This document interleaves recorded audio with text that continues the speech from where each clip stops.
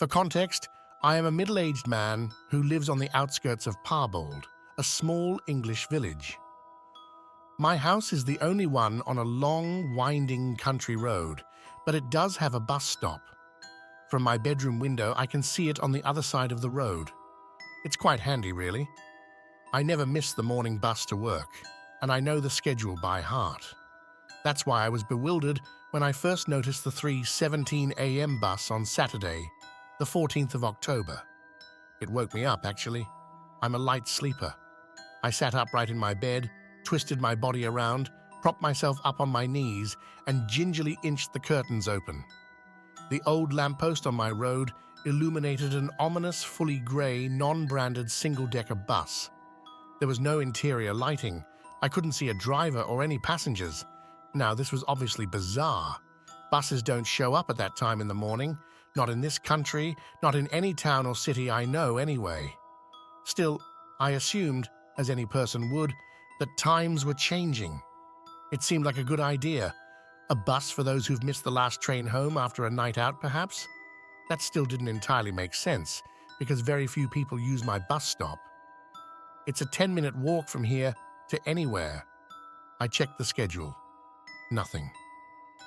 There was a bus at 11:07 p.m. on Friday evening, and there shouldn't have been another one until 6:05 a.m. on Saturday morning. I watched the vehicle pull away and considered perhaps that it wasn't a public bus. Maybe it was a hired coach. That seemed like a reasonable explanation. I put it out of my mind and went back to sleep. However, it returned the next morning, and it continued to do so for weeks. Again, I checked the schedule. Still no mention of a 3:17 a.m. bus. I called the council, and they assured me that it wasn't a public bus. They said that I could contact the local authorities to report any suspicious activity. So I rang the police. They didn't care. They passed me over to some civil department with a forgettable name, and that department passed me over to another department. Nobody was concerned.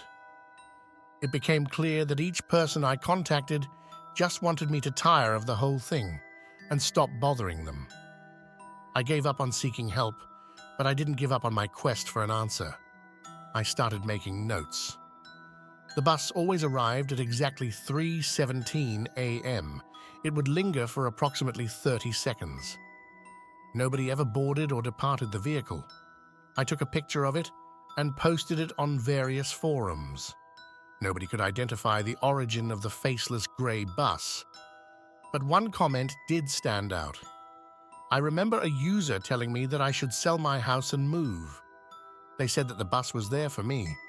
Most importantly, they said that I shouldn't, under any circumstances, board it. That seemed like a rather obvious piece of advice. I wasn't planning on boarding a sketchy, unlisted bus in the pitch-black hours of the morning. But everything changed on the 20th of November. The bus arrived on time, 3:17 a.m. I knelt on my bed and peeked at it through the curtain as it rounded the corner. Something was different. I couldn't quite put my finger on it. Once the vehicle had rolled to a complete stop, I heard it. Somebody on the bus was screaming. I froze. I didn't know what to do. Silence followed, but I knew I hadn't imagined it. I knew I'd heard that scream. I watched the bus and waited. 30 seconds passed. A lot of time passed. When I finally peeled my eyes from the road to check my phone, it was 3:29 a.m. The bus hadn't moved. The world outside was still eerily quiet. I reattached myself to reality and started dialing 999. The call kept failing, and then I saw that I had no signal. None. I usually had signal at the house. I was freaking out, so I got up to turn on my bedroom light. Nothing. I flicked the switch back and forth. No power. The story was the same throughout the house. I was about to head to the fuse box, but I looked out of my living room window to see a blackened world. The lamppost was dead. It had to be a power cut. That was when I finally understood, for the first time in my 10 years of solitary living, that I was truly isolated. I had no neighbors, no friends, No family. I was all alone. The gravity of the situation dawned on me. I would have to leave the house. My self-preservation instinct was to stay indoors, but I couldn't ignore the disembodied scream that had echoed through the night. I knew it had come from the bus. I knew I couldn't live with myself if I were to dismiss it. Armed with a winter coat and a wind-up torch, I bravely ventured into the night, locking my door behind me. I tentatively strolled down my front path, stopping at the gate to cast the torchlight onto the other side of the road. It revealed the grey, stationary, seemingly abandoned bus. There were no signs of life. Everything was so quiet. I swore to myself that I could hear my heartbeat in my eardrums. I swung the creaky gate open and began to cross the road, futilely attempting to steady my quaking knees. My torch wobbled in my shaky left hand, so I clasped my wrist with my right hand.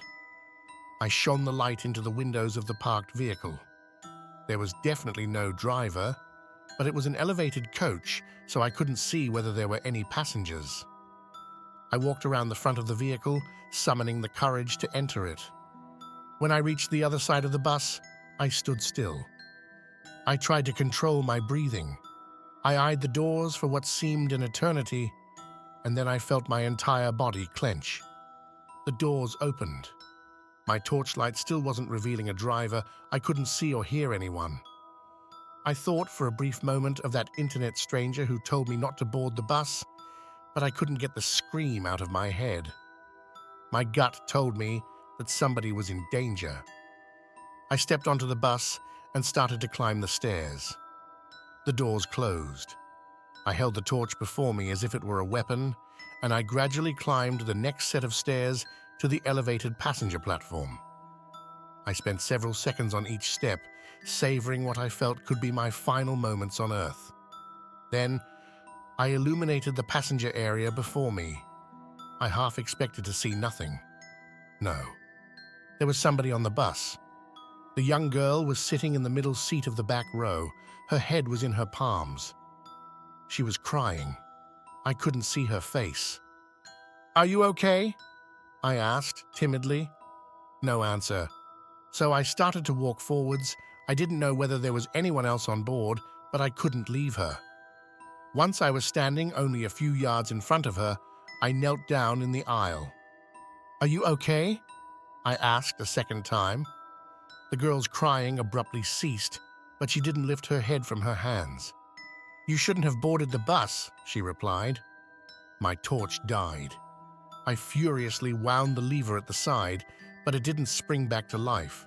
The girl and I had been plunged into darkness. Then I heard the bus doors open.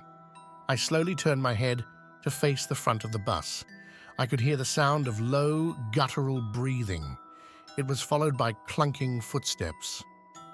Dim moonlight shone through the front window, but it was sufficient to display a hulking figure at the other end of the aisle. A black spectre with gangly limbs was moving towards us. He was hunched forwards and his elongated arms dragged along the tops of the seats. He was too tall and too wide to fit in the aisle. I turned to face the girl.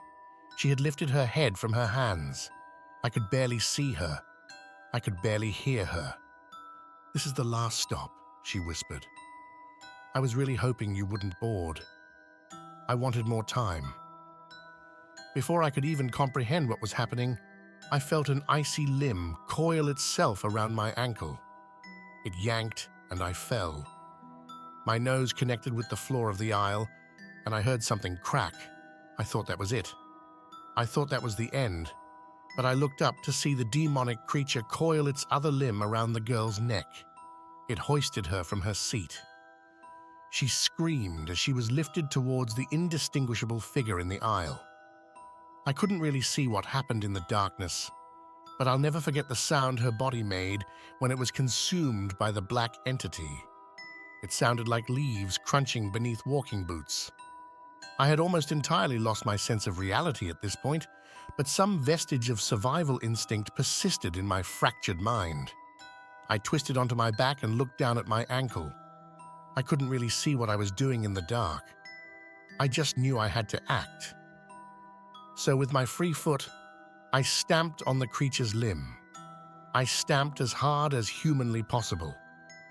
The demon, which had been devouring the poor girl, unleashed an inhuman wail.